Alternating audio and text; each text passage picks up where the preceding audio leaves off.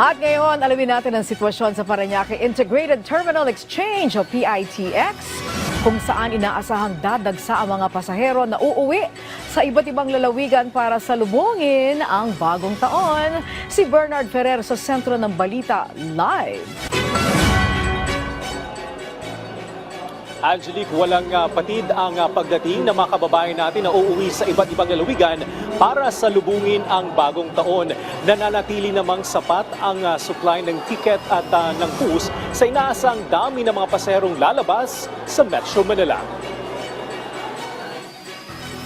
Kahapon pa nasa PITX si Marlene. Hindi siya agad nakabili ng tiket dahil sa dami ng mga pasaherong uuwi sa Bicol Region. Kwento niya, nagtiyaga siya sa pagpila para makasigurong makakauwi sa Piodoran Albay. Pagkakataon na rin anya ang bagong taon para makabanding ang kanyang pamilya. Mahalaga naman yung para sa pamilya. Kahit wala ako sa Pasko, basta importante makauwi. Saan ba dito? Nagtatrabaho ka na dito or nagstay ka na dito? Trabaho para sa mga anak.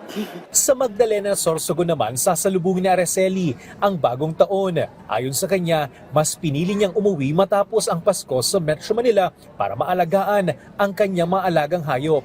Yung mga aso doon, kawawa yun, kaya mag-anuhan yun kung saan yung tatakbo pag makarinig ng mga paputok.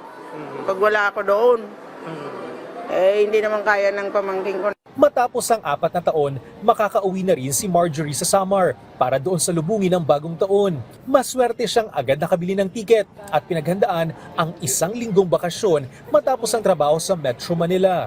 Ano mga pasalubong mo sa pamilya mo, ate? Yung biscuit po. At saka mga damit. Sa taya ng PITX, inaasa nga abot sa mahigit 3 milyong pasahero ang dadaan sa terminal hanggang January 5, 2026. Dahil dito, mas pinaigting ang seguridad partikular sa pag-iinspeksyon ng mga bagahe at iba pang gamit. Nakadeploy ang mga security personnel, PNP at K9 units upang matiyak ang kaligtasan ng mga pasahero. Maya't maya rin ang pagpapaalala ng mga otoridad na mag-ingat laban sa posibleng manamantala. Kasabay ng pagdami ng pasahero, tiniyak ng pamuno ng PITX na sapat ang mga bus at nasusunod ang tamang roadworthiness ng mga ito. Kabilang sa mahigpit na minomonitor ang mga biyahe papuntang Legazpi, Camarines Sur at Davao.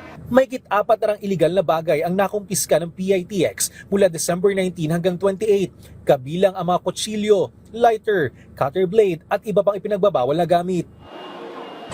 Angelique, pinalalahanan ng pamunuan ng PITX ang publiko na sumunod sa pinatutupad nilang panuntunan at iwasan ang pagdadala ng anumang bagay na maaaring magdulot ng panganib, kasama na dyan ang paputok.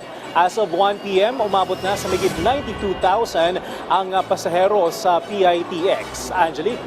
Alright, maraming salamat, Bernard Ferrer.